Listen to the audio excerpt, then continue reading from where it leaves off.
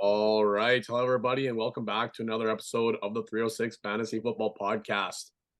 We're here recording Monday after a nice little week off here from work and everything. We got a chance to get together, which was kind of nice too. But we're here recording Monday for our Wednesday, April 19th episode, episode number 85. And we have the NFL draft here coming up in a little over a week's time here. So we're going to start kind of getting into a little bit more of the, I know we did a deep dive last episode of the upcoming NFL prospects. So we're going to kind of put them in some situations and start doing a little bit of comparing, contrasting, a little bit of, I think last year we called it this or that, but we're looking at some prospects versus vets. But before we get into the episode here, we'll say hello to the fellas and see how they're all doing and how the break treated them. We'll start things off with Armand. Armand, break was good. Family's good. How's things going? That's how it's going. Oh, sorry, I wasn't paying attention. Oh, I cracked a can on the mic there, so Busy Monday. yeah, busy Monday. It's a busy week in the Schellenberg household. Kylie and I are both running all over the place, so it's gonna be busy, but we're gonna have a lot of fun doing it. And our kids are getting more and more busy every day. The littlest one here is just a ball full of energy now. She's finally starting to show a little bit more interaction with people, and just it's crazy. That's wild. Grows up quick, eh? Yeah, it's wild. It goes by so fast. You wouldn't believe it. You won't believe it, Jordan. That's a good point. Zach, how about you? I know you got a big trip coming up here in the next couple days. Yeah, today was a great day. First time riding the bike to work this year, so that was nice to realize how out of shape I am. So nice reality check. Yeah, join the club. How long is that bike ride for you there, Zach? Today it was just north of 30 minutes. Usually it's about, I don't know, 26, 27. Oh, so you're really out of shape there. You got to cut a few, almost 10 minutes down. It's like 4 minutes, 27 to like 31. You know what? Maybe if we didn't have that extra plate of wings at Armin's house there on the week, maybe you'd have a couple minutes to spare. Yeah, had to stop about halfway and just suck back some water. I was thinking about riding my bike to work because like the rotary trail goes right from my house all the way to work. But like that's a hefty bike ride. Like that's point A of the city to point B. Like be both, I guess it would probably be equivalent to Zach's. There'd be about a 35-minute bike ride, but then trying to put on a shirt and tie after is pretty much not the ideal situation. Yeah, I'm kind of with you there, Armin. Things are busy here. Had a real crazy week. I was refing the Sens Cup, and we had junior lacrosse tryouts for my lacrosse team. So we had a really busy weekend. Obviously, we got to get together, which was nice, and visit with you two and a couple other guys and talk shop a little bit, which is nice.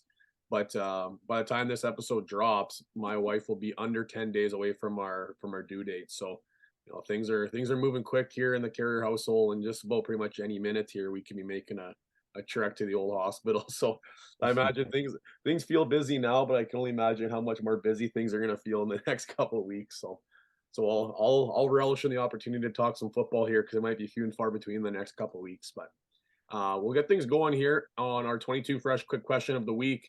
And this one's just kind of a fun one, just a chance for us to talk a little bit about football and fantasy football and kind of, I guess, how we got into football a little bit. So the first question we have today is, who was the first player you ever drafted? And we'll start this one off with Armand. Armand, I guess I think we all kind of went from a redraft perspective because I can't imagine any of us dove right into a dynasty league over redraft. But who was the first player you ever drafted, Armand? My first ever draft was in that 6-man league that I'm in.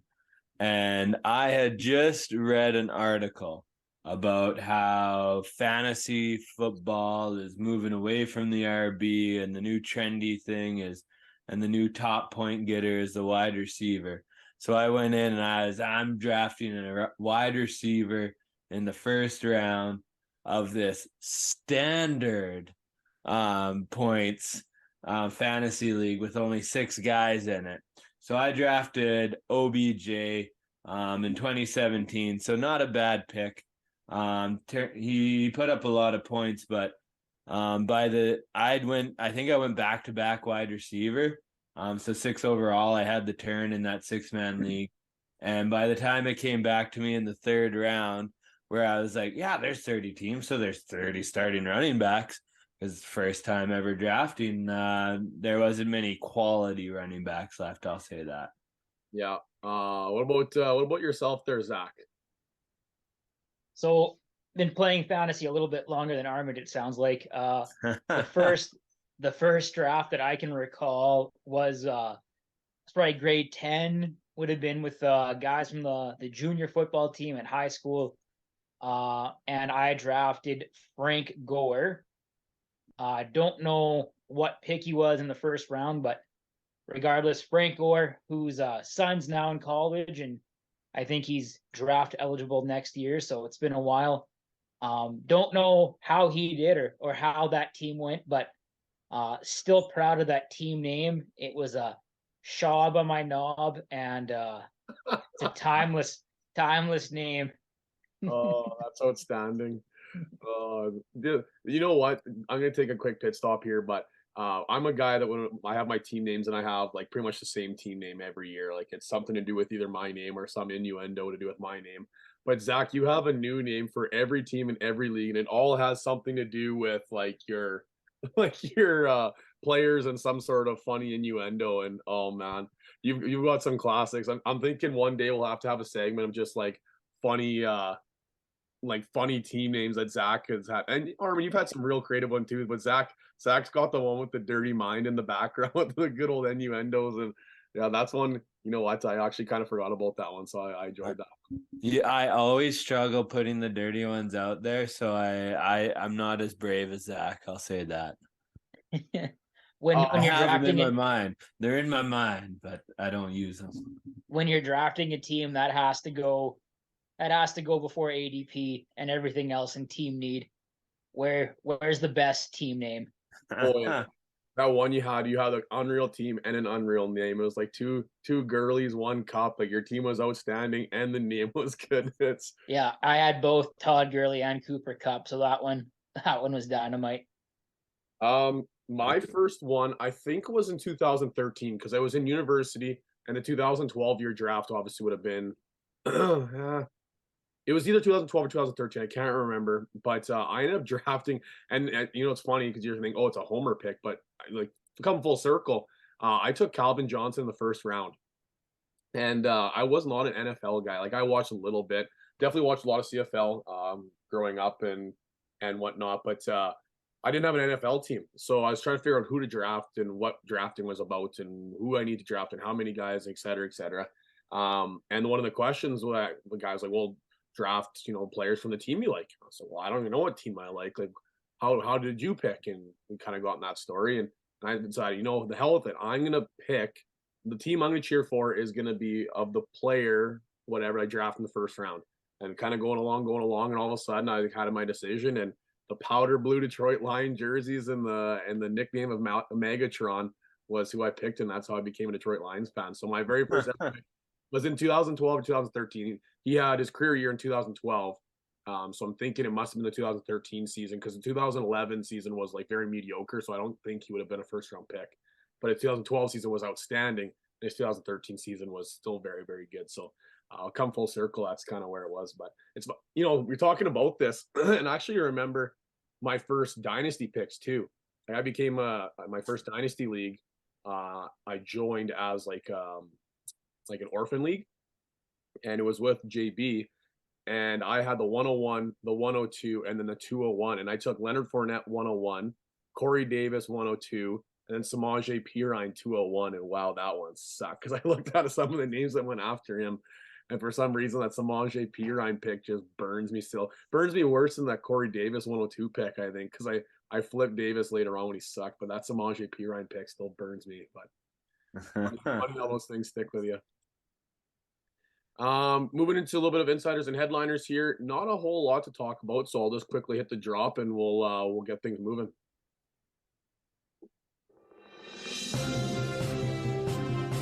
I've just been handed an urgent and horrifying news story.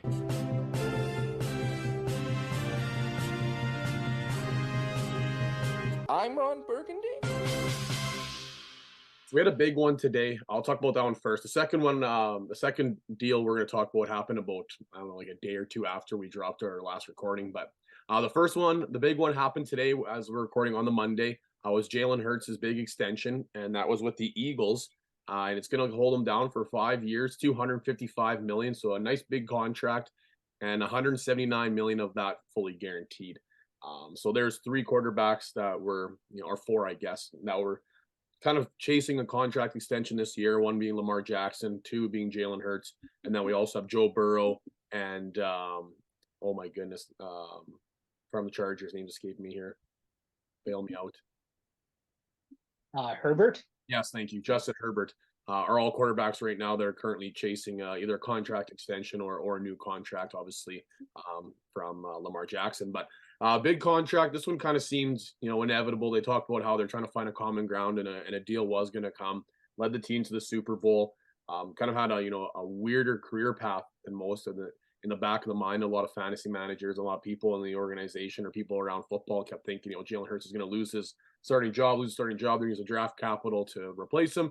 And he proved a lot of people wrong, kind of following that rushing platform trajectory with adding the ability to throw the football as well too. So awesome for Jalen Hurts, but I guess really in a grand scheme of things, all this does is add a little more stability to Jalen Hurts' dynasty value. Hey, Zach, or do you have anywhere else you want to go with this one? No, I think like most of these young guys, once they get signed long term, that's kind of the best news, because you would hate for a situation like Lamar right now where there is that uncertainty as a dynasty manager, not knowing where he might end up. Yeah, you could have traded Lamar to me there, Zach, but I with Daniel Jones instead. So there you go. And then the second deal, like I said, this one happened. It seemed like days after we dropped our last recording, so it might seem like it's outdated news at this point, but it's the first opportunity that we've had to talk about on the podcast. And Odell Beckham Jr. had been trying to find a contract, what seems like for almost a full year now. He's going to go to the Cowboys. Oh no, the Giants are super interested in him. Well, the Cowboys are interested in him again. Then nobody signs him. No, maybe he's going back to the Rams. He signed the 1 year, $18 million deal with the Ravens. And there's the internet's a funny place, man. If you go on there, you're going to find everything you need to know about this deal and then some. Like, obviously, there is a connections that Lamar was trying to bring OBJ in, and that was kind of part of the agreement was that, that he was pursuing a big time. So OBJ signs and Lamar, like it was the internet, man. If you go down there, it's like some people think there's a big ruse that Lamar is trying to like sewer the Ravens, sign this big ticket 1 year deal. And Lamar is like, see you later. Like trying to, it's if you go on Twitter, you're going to find some funny stuff, but 1 year deal, 18 million for a guy that hasn't played in one full season. We haven't seen him off the ACL injury yet since when he tore his ACL in the Super Bowl with the Rams. But Armand, this one, what is he now? I think he's 31 years old. Haven't really seen much, explosiveness other than some games here and there from him. But even tracing back to his New York Giants days. But is this one where it's kind of if you're an OBJ owner? I know lots of owners are maybe trying to sell high on the hype, but the hype is kind of fizzled at this point. Tracing back to what Zach had mentioned about the Lamar Jackson kind of standoff at this point. But are you in a sell, hold, or buy situation in Dynasty with OBJ right now? I think this is your last opportunity to sell him if you're going to sell him. So I'd be sell. Even though there's that shadowiness, you sell him to like a guy for a 1 year rental kind of thing to push him over the edge for a championship, or a little bit of insurance just in case there's an injury if he's a guy that's competing for it, because like you said, he's 31 years old. He's losing the step he once had. And it's a 1 year deal as well. So who knows what's going to happen after this year even. So if you're a competitor, maybe you keep him just to have that reassurance that he's there on your roster. But if you're not in a win now mode, or even like top 3 in your league kind of thing, I'd be just trying to sell him, get a few assets out of him, because after this year, you won't even be able to sell him for like a 3rd or 4th round pick, I bet, in a year's time. I heard I don't know if you guys agree with this or not, but I heard an interesting take on a podcast the other day, and it was talking about the same thing. The hype is kind of getting out of control with OBJ, and everybody's trying to sell high or whatever. But basically, they're like, well, what do you do? Where do you put OBJ? I haven't seen him. And the comparison was, at best, where do you have Bateman slotted before this trade? Then you could probably put OBJ in that spot, because really, like, OBJ is going to probably surpass, in my opinion, will surpass Bateman. We haven't seen much from Bateman. He's been, I'd say, a disappointment from the past couple of years and the expectations that was placed on him. Going into the season, though, you imagine the two of them are most likely going to eat into each other a little bit. And we don't, like you said, we don't have the situation with Lamar. Imagine if Lamar doesn't sign, holds out, or is traded, and we're sitting there with, it's Tyler Huntley or whatever, the Snoop Hunt, whatever the hell his name is. He's a starting quarterback, and you're trying to get these at random targets. Like, it could get a lot worse before I think it could get a lot better for OBJ owners. But regardless, for OBJ, who hasn't played football in a while, an $18 million deal is pretty good. Seeing, look at what the contracts Juju signed. You know, like, that's a substantial more money than a guy like Juju was chasing. So something interesting to think about. I don't know about dynasty. I think it's a little bit different, but redraft, I think that name is going to get thrown around a lot more off this 1 year deal coming into the redraft world in 2 months' time. Moving into our segments of the episode here. Before we do so, I'm going to thank our episode sponsor this week is Bolt Supply House. We talked about them the last couple weeks, or I think it was 3 episodes ago.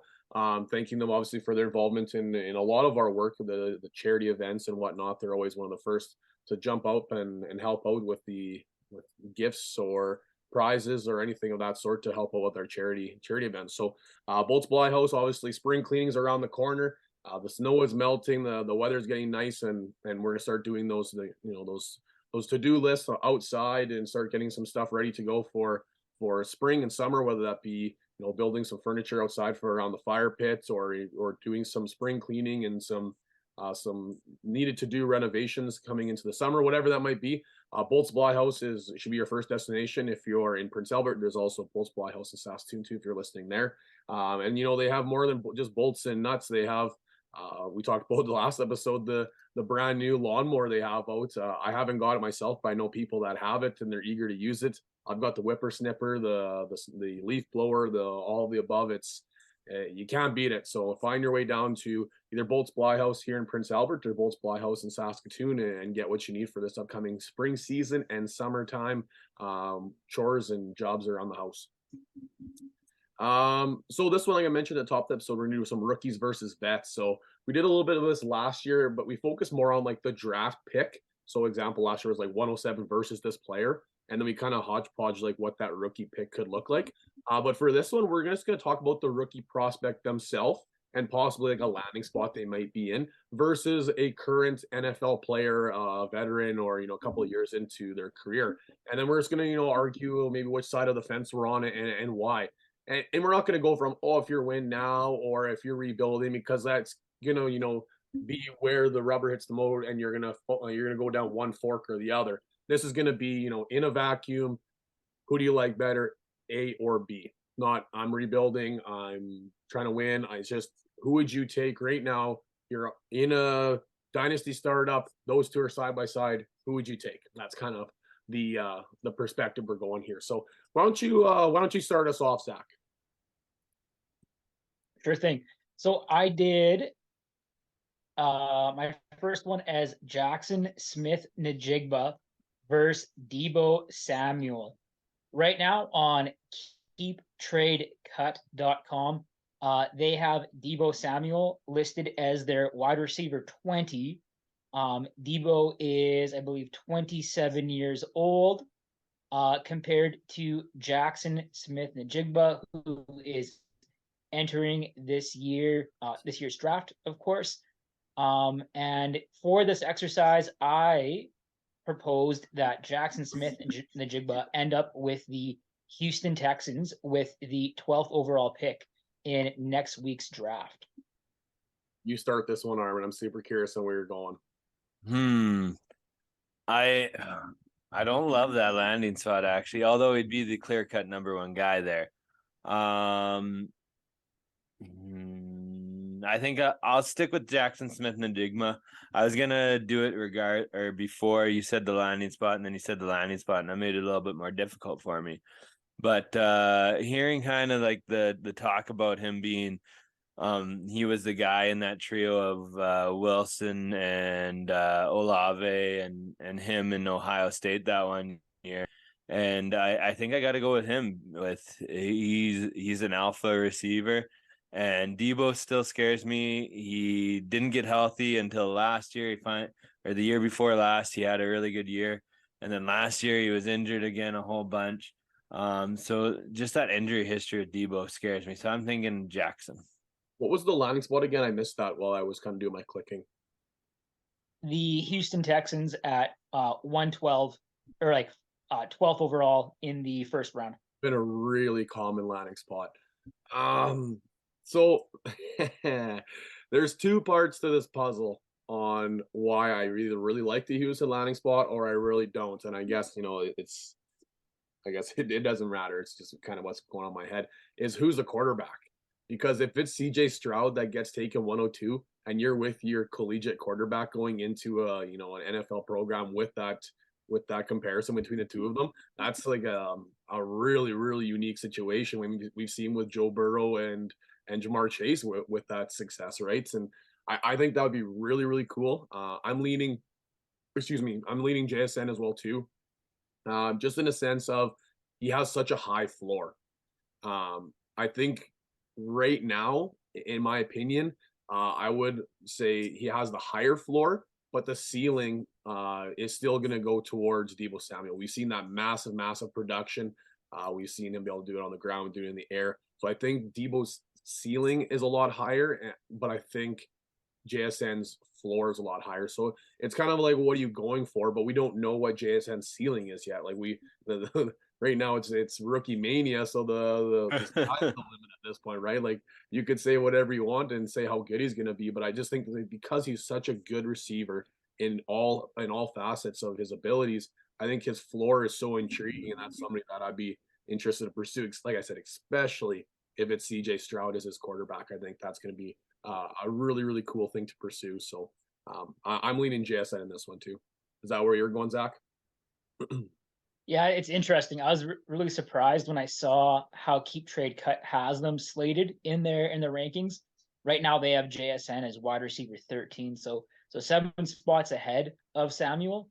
The players in between the two of them are probably the best receivers right now in the game, like Tyreek, Diggs, Cup, Adams, but that age I think is a factor for all those guys. So I think if you give me Deebo Samuel last year, I'm taking JSN. If you give me Deebo Samuel from 2 years ago, only a fool would not take Samuel. So I think that was kind of the outlier for what Samuel is. So I'd probably take JSN. Yeah. So I think we're all kind of in the same boat there. I'm going to start this next one, and I'm going to go in the quarterback position. And it's actually funny, I was just talking about CJ Stroud, and we're talking about the same teams here, just about, well, possibly, I guess it depends where he gets drafted. So, but in my scenario, I have CJ Stroud going 101, and he's going to the Carolina Panthers. So CJ Stroud versus Trey Lance, quarterback of the San Francisco 49ers. And this one's interesting because CJ Stroud is an unproven rookie in the NFL, and Trey Lance is an unproven veteran in the NFL.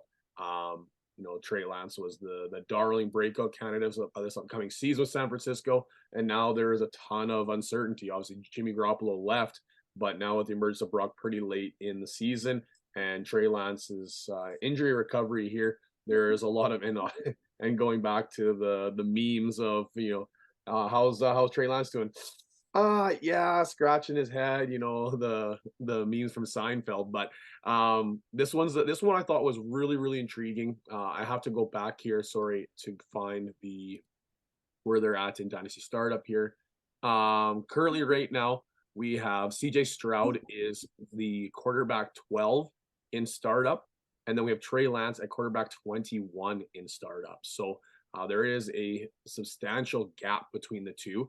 But it's a little bit of a curiosity of when the rubber hits the road, what are you trying to pursue in a dynasty quarterback? So we'll start this one off with Zach. Which of the two would you rather pursue on your dynasty team? Yeah, I think regardless of what site you use, that separation or that difference between the two exists between Stroud and Lance. So I think I got to go with Stroud over Lance here. We've seen that Lance has, or we believe that he has the physical tools to be a very exciting NFL and a very exciting fantasy quarterback.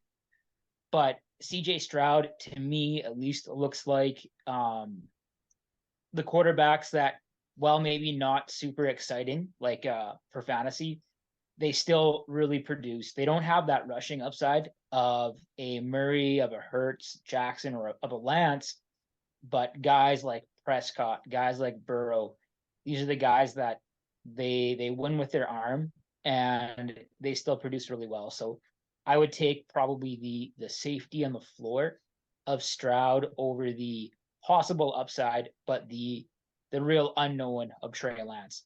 Like there's a real possibility that in 4 months we're looking at Brock Purdy over Trey Lance. So Yeah, for sure. I take CJ Stroud. Oh, sorry, there's Zach. Didn't mean to cut you off. Armin, where are you going with that comparison?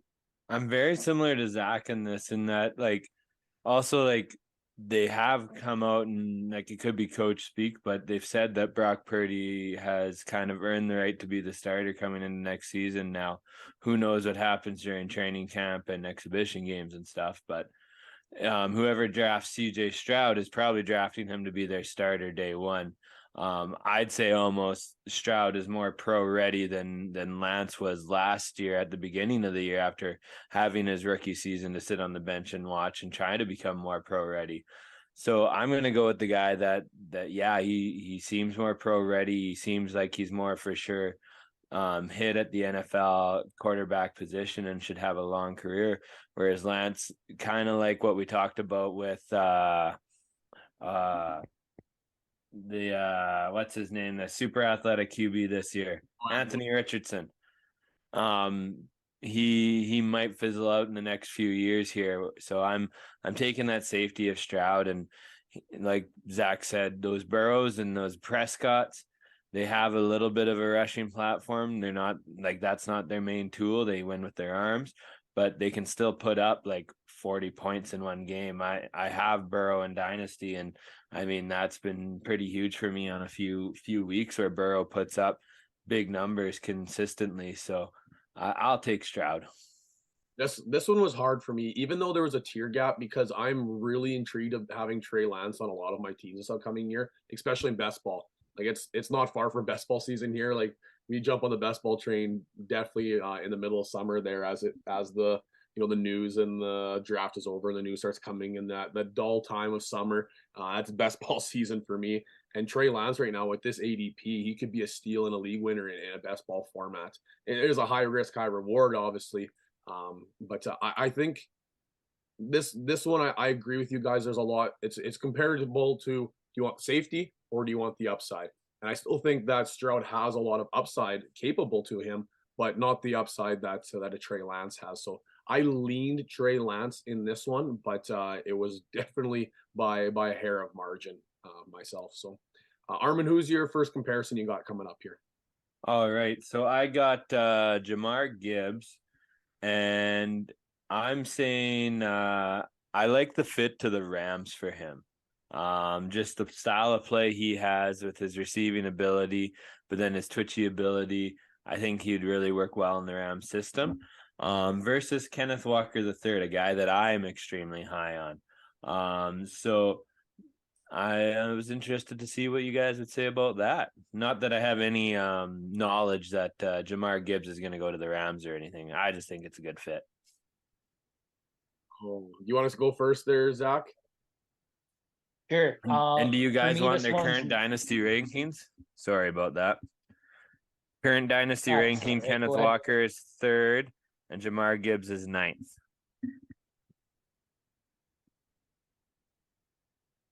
Yeah, for me, this one's not not even as close as that 3 to 9 gap. I think Kenneth Walker is one of the few running backs that right now, as of today, we can say with some confidence is going to be a near every down running back in the offense, provided he comes back and he's healthy. But then like I've watched a few Alabama games last season, and I've read quite a bit about Gibbs, and everything that I've seen and everything that I've read kind of leans to the idea that he's going to be more of a satellite back and not a 3-down player, a running back that's going to be impactful in the run game and through the air, but he's not going to be the kind of guy that's going to be getting 20, 25 touches per game. So give me that kind of production from a guy like Kenneth Walker. Yeah, I rinse and repeat what Zach said. Like, I think about it like this: even though it's super intriguing that he would land with the Rams, and we've seen what Stafford is capable of doing with a receiving back, it's, to me, in Dynasty, if you offer me right now the 102 for Kenneth Walker, or even the 103 for Kenneth Walker, or what, you know what I mean? Like, I'm smashing Kenneth Walker, because Jamar, like, what is he gonna be? Maybe the 102, 103, probably at the latest. He'd probably be 104. With the Rams landing spot, it might drive him up a little bit to that 102, depending on the JSN, where he lands. But if somebody offered me 103, or if somebody offered me Kenneth Walker for the 103, I'd be smashed that accept button. So that's kind of where I'm at here. And I'm a huge Kenneth Walker fan. So I think even though he doesn't have that receiving platform that Jahmyr Gibbs obviously has, he has that strong nose rushing ability, and he is going to. There's a high chance that he leads the league in rushing touchdowns this upcoming season, just on what we've seen from his young career. So I think that's an easy one too. I'm with you on Zach. Man, I am so high on Kenneth Walker. I was surprised that you guys are pretty much as high on him as I am.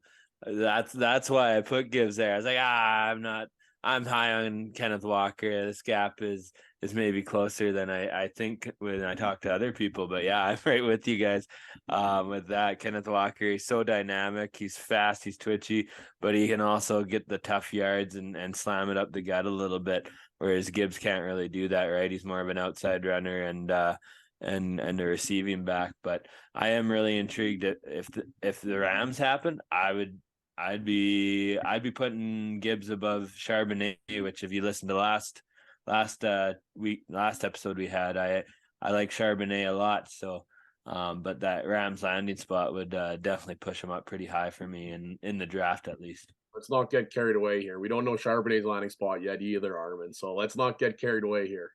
I'll wait till you hear my next one here. Okay.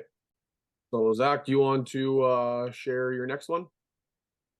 Yeah, you bet. So last week we talked a little bit about Quentin Johnston and how he might be one of the bigger boomer bust prospects in this rookie class. So for my second rookie versus vet, I am squaring off Quentin Johnston versus Calvin Ridley. And for this question, I have Johnston going to the Kansas City Chiefs with the last pick of the first round. Right now, Keep Trade Cut has Johnston and Ridley ranked as one after the other. They have Ridley as wide receiver 34 and Johnston as wide receiver 35. Right now, Ridley is 28. So he's a little bit of an older receiver, I suppose. But I think the biggest thing with Ridley is we haven't seen what he can do in the past year and a half. Yeah, so I'm looking at like another one of my dynasty startup platforms too. And this one, like I have a couple lined up here. The one is relatively close to yours. There's a bit of a bigger gap.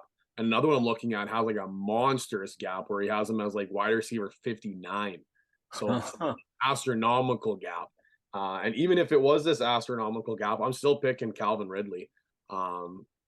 We talked about before, there's there's boomer busts, and lots of times we have this, idea in our mind of what we want these wide receivers to turn out to, and lots of times we want them to turn out to be the receivers that we already have, or that we, the more times than not, they're this mediocre or medium to above average wide receiver, and not this Justin Jefferson receiver that we're always trying to draft. And we've seen Calvin Ridley do it, and his situation is really, really good, coming up with an up and coming and budding superstar, Trevor Lawrence.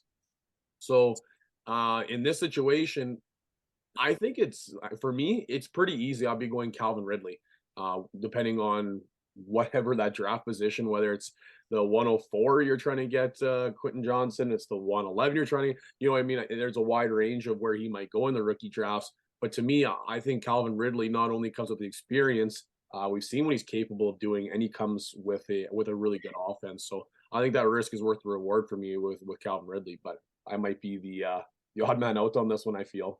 Where you at there, Armin? Well, you know what? This is tough because I don't love that Kansas City landing spot actually for Johnston, because he's not really that receiver that I just don't see him working well in that system, with the way they run things. Maybe when Kelsey retires, Quentin Johnson kind of takes over that Kelsey role in the receiving game and where he gets his targets from, but with the big body and whatnot. But also I'm not a huge believer in Ridley coming into Jacksonville there. He hasn't played in how long, and then Lawrence has great connection with both receivers he's got there, and Zay Jones and who's the other guy that he was passing to last year? Kirk. Yeah. Kirk, Christian yeah, Kirk. with Christian Kirk. Although Calvin Ridley adds another dynamic to the offense that neither of those guys have. But you know what? I am gonna lean Johnston though for that upside and the potential with Mahomes and KC. Maybe, they're clever there. They'll figure out a way to use their weapons if he's good. But if KC drafted him, his draft stock is going to skyrocket. Like, remember what it did to Sky Moore last year? Like, Sky Moore's literally went to the sky. Like, it went crazy. And that's what's going to happen with Quentin Johnson if he gets drafted by KC. So I guess it all depends on what you believe about Quentin Johnson pre-draft. you see, and that's the thing that always happens when guys get drafted to KC. They're like, "Oh, Mahomes, he's attached to Mahomes. He's attached to Mahomes." And what did Sky Moore do last year? What did McCole Hardman do, who was also drafted by them? Yeah. Like, it's tough to buy into guys that were actually drafted by KC as wide receivers, like, because the guys that they bring in do well, like the free agents they sign. But like, did they actually even draft Tyreek Hill? I forget. 6th round, right? Yeah, he was late because surprise, domestic violence. Yeah. Okay. So the last good receiver they drafted was Tyreek Hill. After that, it's kind of been guys that they sign as free agents who have made the impact, This situation would be a little bit different though, like where you go into the pre-draft rankings of like McCole Hardman and some other players where they weren't as high up on boards. Even like he wasn't super high up on your running back, most people's running back rankings at least. And then they get the draft spot and then they skyrocket up boards. Where Quentin Johnson for a lot of people is the number 3 receiver, some people even the number 2 receiver. So already having that pre-draft pedigree and then having the draft capital to go with it, I think you would make it a little bit of a different situation where like McCole Hardman was so low on people's boards and then goes to KC and then skyrockets. I think it's a little bit of a different situation. But at the same point, like how many times can the boy cry wolf and it doesn't pan out, right? But I still think he skyrockets coming up to the Super Bowl champion. So what's kind of funny is I said I'd take Johnston, but I argued against him, and you'd say you'd take Ridley, and you argued for Johnston. Devil's advocate here, we're both sides. Where are you at, Zach, with this one? I think you guys both brought up good points, and one of the reasons why I did pick Ridley is he kind of mirrors Johnston in that he could be boomer bust, like Armin said. Having that year and a half off, not knowing what you're going to get out of Ridley. But I think I've seen enough out of receivers that profile similar to Johnston to know that it's a lot more likely that it's a bust than a boom. So I would go with I'd go with Calvin, I think. Hey, there we go. That's another one in the old feather cap here. Doesn't mean we're right, but at least we're a majority. I'm gonna do my next one here, and I hemmed and hawed about putting Dawson Knox in this one. He was one of the first names that kind of popped in my mind, but the name actually, yes, you can think about it from either one. Whether you think about it as Dawson Knox or whether you think about it as Cole Kmet, tight end from Chicago, in draft rankings, Cole Kmet, at least on the platform I'm on, and Michael Mayer, they're back to back. Where Dawson Knox is a little bit lower down, but has a better offensive situation in Buffalo, where with the quarterback and the high-powered offense. So for this argument, I guess you can answer either Dawson Knox or Cole Kmet. I'm fine with either one. But I'm comparing Michael Mayer and Dawson Knox, like I said, or you can pick Cole Kmet as well. And I'm actually gonna just pull back here because I'm trying to remember where I put Michael Mayer in the last one. I either had him going to Cincinnati or Green Bay. Either one would be a really good landing spot.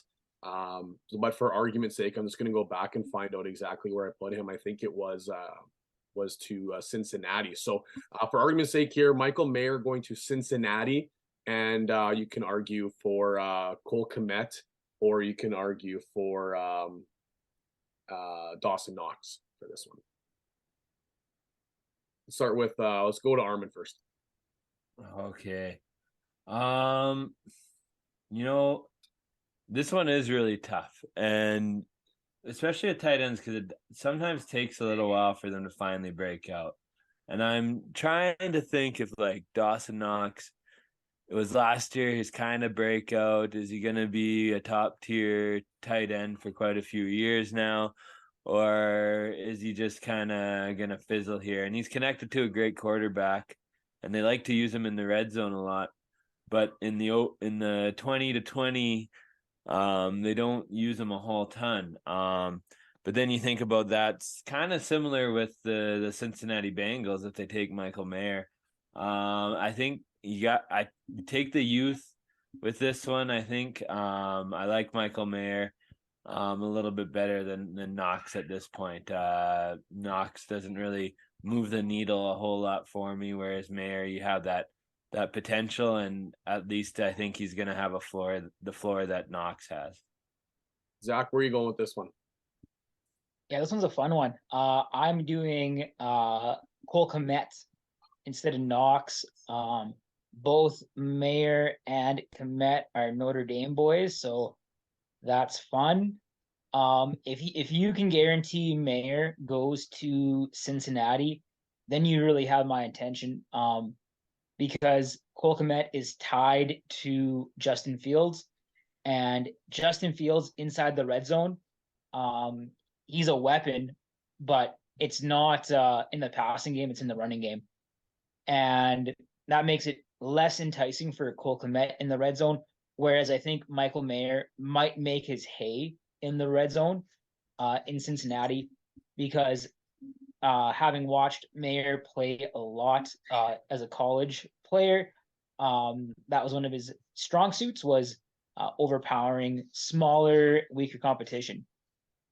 I will say, though, I think Michael Mayer will be a significantly better NFL tight end than he is a dynasty tight or a fantasy tight end, rather, because he isn't exceptionally athletic or twitchy like some of the other guys that we'll see get drafted next week.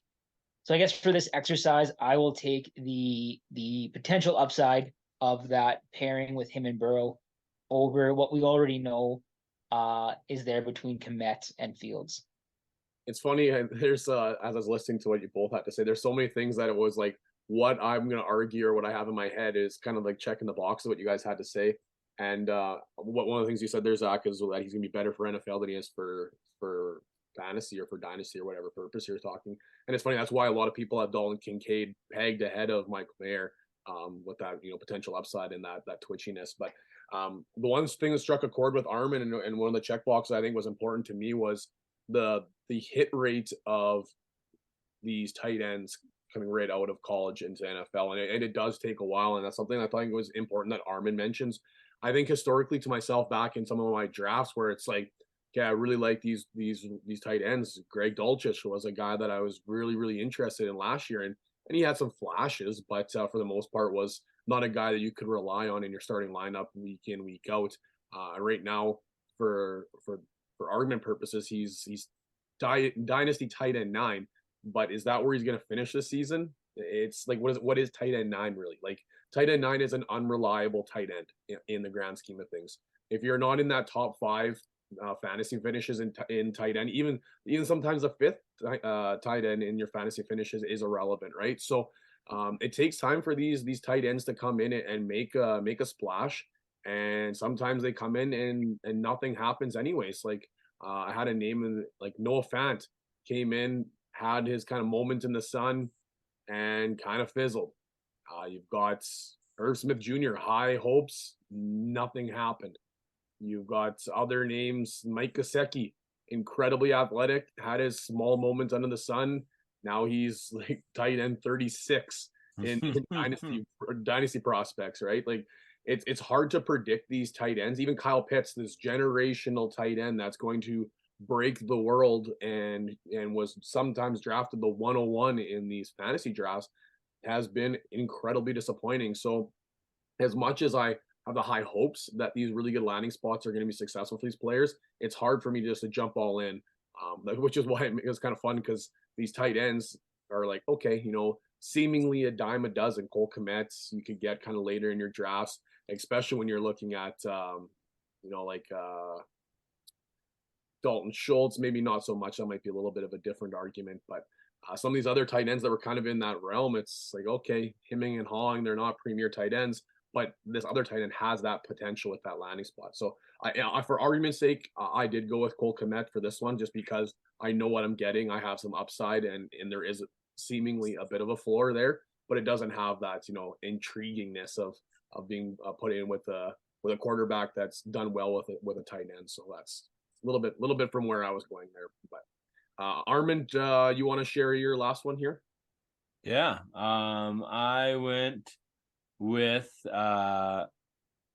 Zach Charbonnet to the Ravens versus Breece Hall. And I thought this one would be interesting because we haven't seen Breece Hall post injury, and it was a pretty brutal injury. So that's why I put Breece Hall in here. If Breece Hall is healthy, it makes it a lot easier. Zach, I feel like I'm just going to carbon copy what you have to say here. I don't think this one's too hard for me.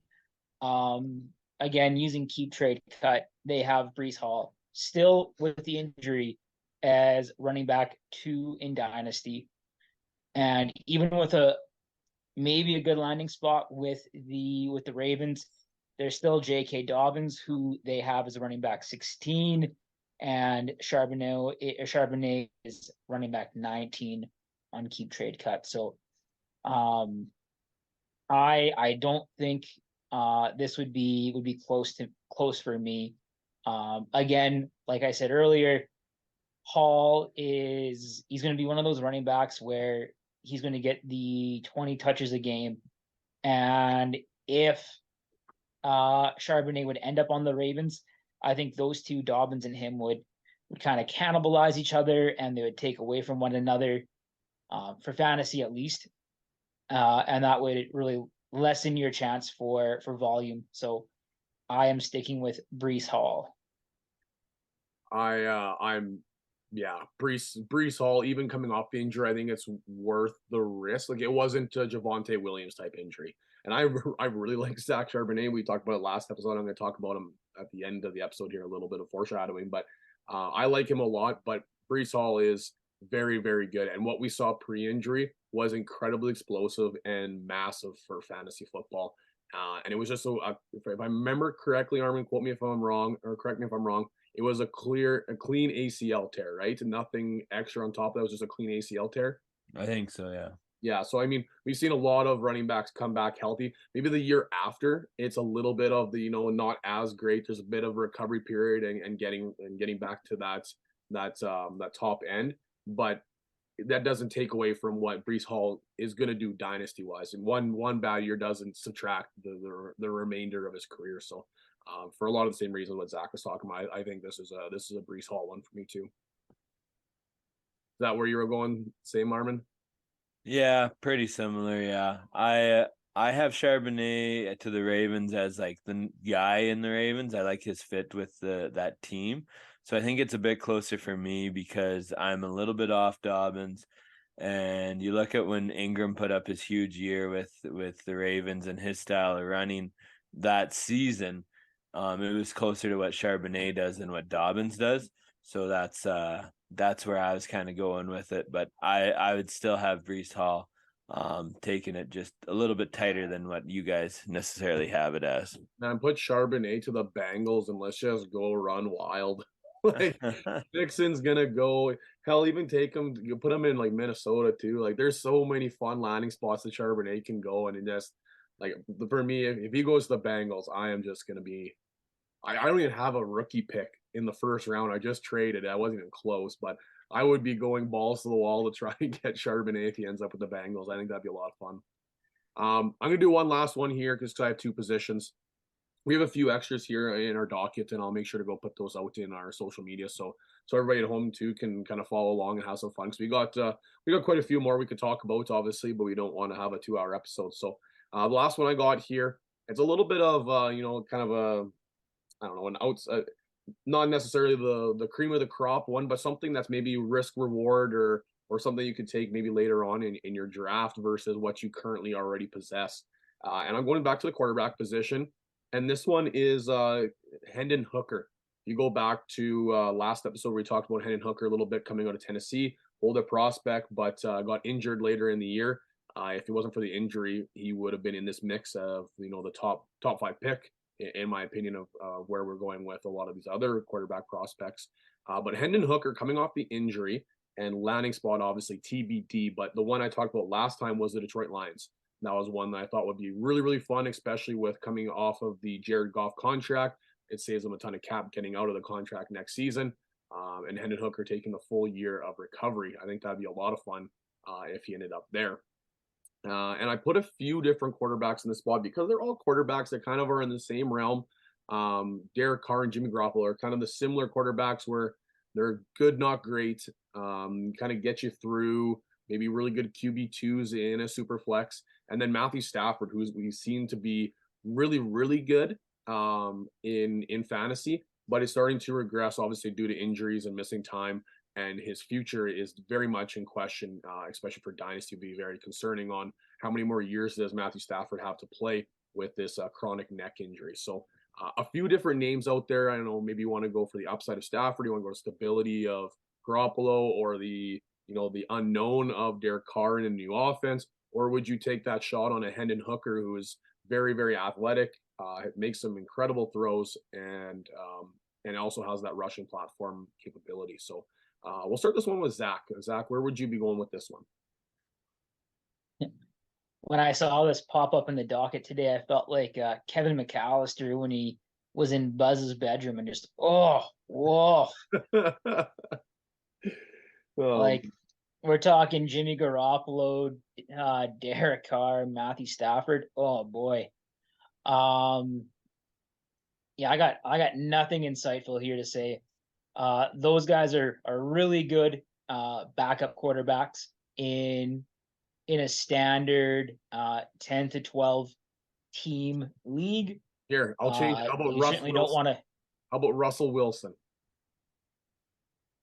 Like I said, those guys are really good quarterback twos in the 12-team league. I don't think you want to be going into this year with any of those four as a starter. But you'd be really happy to have them as your quarterback two. All those guys are great quarterback twos in a super flex league. So if this is a 1 quarterback league, give me Hendon Hooker. Because of that, that possible upside that he possesses. If it's a 2 quarterback league for this year, especially, give me any of those other 4, and they'll just kind of be steady Eddie in that quarterback 2 role. Is that kind of where you're at, Armin, or do you have anything a little bit different? Yeah, that's kind of where I'm at with that too. I might have a little bit more faith in Russell Wilson yet at this point, but also with his age, it would make me still lean towards Hendon Hooker. But yeah, pretty well the same. There's not a lot of, like, I wouldn't say faith, but you're looking at Hendon Hooker and excuse me. Looking at Hendon Hooker and his rankings and all these different platforms, and obviously it's going to vary whether it's super flex or whether it's regular. But the reality is, it's not going to differ that much. Like, he's borderline left or dead. Like, this one, it's in a single quarterback league, but he's like the prospect number 30, right around Darnell Washington. The super massive, crazy, athletic Georgia tight end. Around borderline not drafted in some leagues, depending on the size of your league and how many rookie draft picks you have. But he's a guy that I think is definitely worth the risk of, especially if you have a taxi squad. Throw that late third or mid third or fourth round pick or whatever on him and throw him on your taxi squad, because who knows what happens. We've seen, and obviously draft capital matters in the situation too, but Lamar Jackson taken in the 30th or 32nd pick overall, and there's a lot of question marks him, but he had that rushing upside, very athletic, and we've seen what ends up happening, because he's turned out to be quite a very good dynasty asset for a lot of people. So like I said, we'll add a lot more of these on our social media. It's a lot of fun to see the comments that come in there too, and some of the messages we get to, and on the thoughts of maybe some of the prospects, but we'll add those in there too. But before we wrap this one up, we got one last segment here.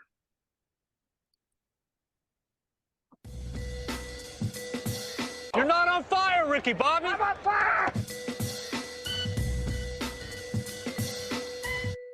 So this one's my turn, and it's kind of continuing on a little bit of what we had last week, and foreshadowing a little bit of the upcoming NFL draft next week. So I'm talking about Zach Charbonnet, and Armin and I talked a little bit about him last week, where we had the 2A, 2B situation. There's a clear divide between obviously Bijan Robinson down to these two, and then underneath there's the 4, 5, 6, and so on and so forth. It seems like another tier.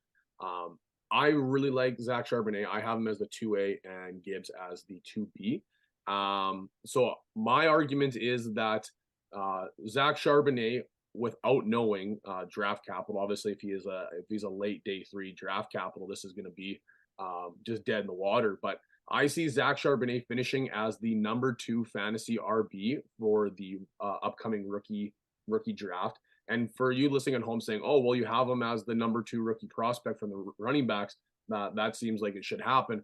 But there's always the underlies, the Elijah Mitchells, the random RBs that come into the NFL and have outstanding situations and massive production out of complete right field. Those happen all the time. So just because I have him rated as the number 2 doesn't mean it's a slam dunk that he finishes the number 2. But what makes this a little bit more interesting is not only do I have him as the number 2 rookie fantasy producer in the running back position this upcoming season, I have him substantially closer to the number 1 RB than I do the number 3. And what I mean is he's going to be a lot closer to, in my mind, is obviously Bijan Robinson in fantasy points than he will be the number 3 on whoever it is, whether it be Jahmyr Gibbs or whatever running back we throw in there. That in that top 3, that number 2, who's Zach Charbonnet, he's going to be substantially closer to Bijan than he will be to that number 3. So kind of really minimizing that tier gap in my mind, closer to Bijan than he would be anybody else. So easy to say if I have him my number 2, but this one is one that can go completely to crap if he's like a 5th round pick that goes to who knows, New England, some gets buried down in a roster somewhere that's kind of worth a rock throw, but there's not a lot of reliability or faith, I guess, in a 5th round pick. But what are you thinking with this one, Armin? I know you're kind of on the Charbonnet side, but it's the risk is where we're throwing Charbonnet in the comparisons of Bijan Robinson. Yeah, that is pretty risky to say that, especially like Bijan's going to be probably drafted to be the starter on whatever team he's on, whereas Charbonnet might be drafted to compete as a starter. He could be drafted as a starter, or he might be drafted as a backup on whichever team he's drafted onto, and more as like a guy for next year.